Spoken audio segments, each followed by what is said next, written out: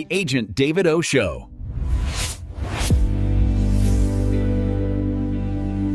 What's up, guys? Welcome to the show. Today's episode is an important topic: faith, family, and financial freedom, why the order of that matters. Most people chase financial freedom hoping it's going to fix their life. They think their biggest problem in life is money. If I just had enough money, I would be happy. I would be comfortable. I would feel safe. All of these things are just simply not true. And sometimes it takes firsthand experience, like some of the story I'm going to share with you, to understand that this is not going to solve the problem. More money doesn't solve the problem. More money will actually expand the gap, the hole that you're trying to fill here, in your life with financial means. Um, Now, I tell you all this because all of us know like famous people and celebrities that had it all, that had more money than they could ever imagine, and they were absolutely miserable. And some had even committed suicide, right? All of us can think of a famous person who has taken their own life, and it wasn't because they didn't have enough money, right? It's because they got enough money, and the whole thing that they've been chasing the whole time was money, and they thought that was going to be the thing that saved them. And when they got there, they found out it didn't fill the hole. And so this is a really near and dear topic, to me, because we've got to get this order right. We've got to have faith and family first. And that's one of the values of our company, Cashflow Nation, is faith and family first, no matter what. Okay. If making more money is going to conflict with my faith, what the Bible tells me so, I'm a Christian. I'm not saying you have to be a Christian, but that's where I place my faith, is in Jesus Christ. If making more money from a deal, and I'm not doing it with biblical principles, I'm not doing it with honesty, I'm not doing it out of a servant heart, serving someone else, then I'm not going to do that deal, right? Because faith is first, family is also right there up there. If I had to put one before the other, I'm putting God first, then my family. Um, but when I put my faith and my family first, I can get my priorities right. I'm not going to go out and make more money at the expense of my family either. I don't want to be, and I had done this before. I had been working nights and weekends in the grind and hustling to make more because I thought, let me provide more for my family. Let me do this for my family.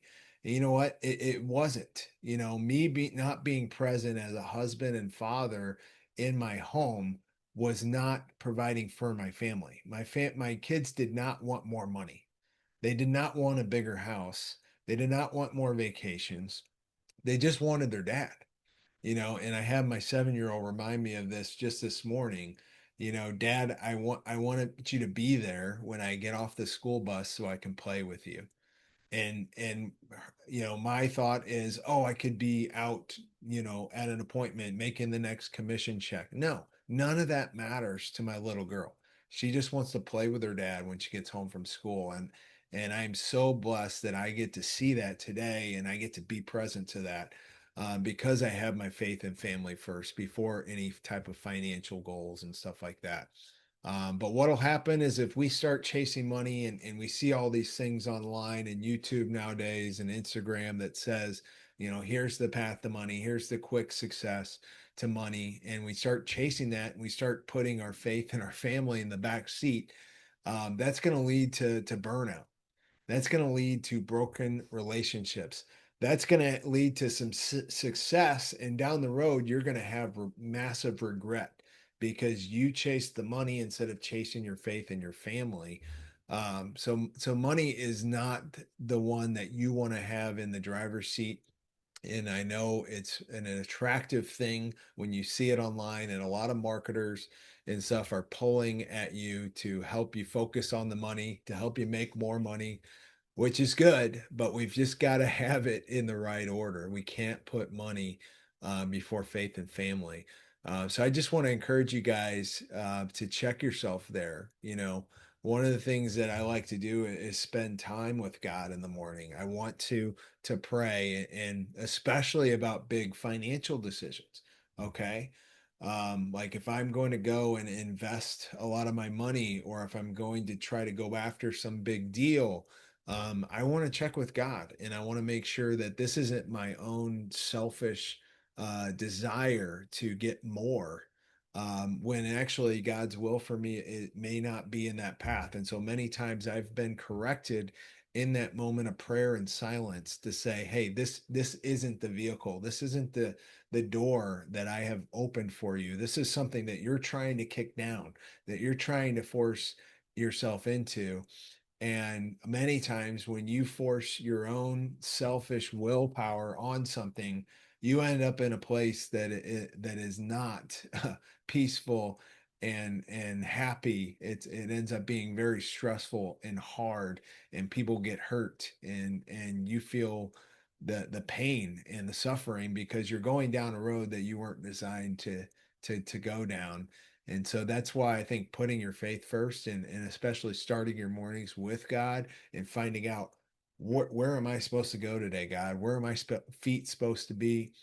Who am I supposed to talk to? Where do you want me spending my time as a servant of you and your will, which is a really powerful practice to take. Um, so, guys, I want you to get that right. I don't want to see you make the mistakes um, that I have, and I so many other people have. And when I first got into investing, it was all about the money. It was. I had a corporate job at the time where I was making a good salary, but I hated working 40, 50, 60 hours a week, not having control of my time. And so when I got into real estate, time freedom was one of those things. Well, in order to have time freedom, I've got to make a lot of money, right? And so I kind of put those things in the driver's seat at the beginning of my career. And I actually did really well. I started making a lot of money. And in fact, um, like 3 years into my business, I had purchased my dream home for my family.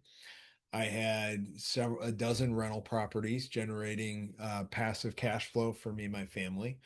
Um, and I ended up having about $250,000 in my checking account, which blew my mind. I was like, how did I get all this money?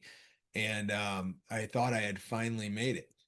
But the truth was, I was completely miserable because I had sacrificed my faith. I had sacrificed my family.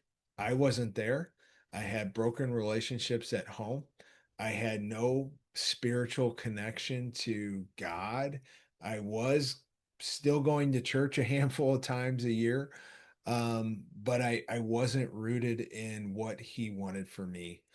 And it took a lot of pain and suffering for me to finally get to a point of surrendering. And I had to reach the point where I said, God, I can't do this without you. Here I am, do with me as you please. And I started seeking His will instead of going after my own selfish wills and desires. And that's when life started really blossoming for me. That's when relationships were healed. That's when I get to be this present, loving father in my children's lives. I get to be a rock for my wife as her husband. And I am so fulfilled. In the money, it's third or fourth on my list. Yeah, it's nice to have, but I don't need that to be fulfilled today. It's not something that I'm chasing for one day. I'm going to be happy when I get to this amount in my checking account again. It doesn't matter. It's all irrelevant, and quite frankly, it's all God's anyway. God created all of this. And so I just get to be a steward of what He wants me to do with it, and what His will is for my life. And every day I'm praying that I can figure that out for today, and just taking life one at a time. So I just want to share that story with you, and hopefully encourage you to get those in the right order: faith, family, then your freedom. then your finances and all that stuff. And just encourage you to keep going. I'll talk to you guys soon.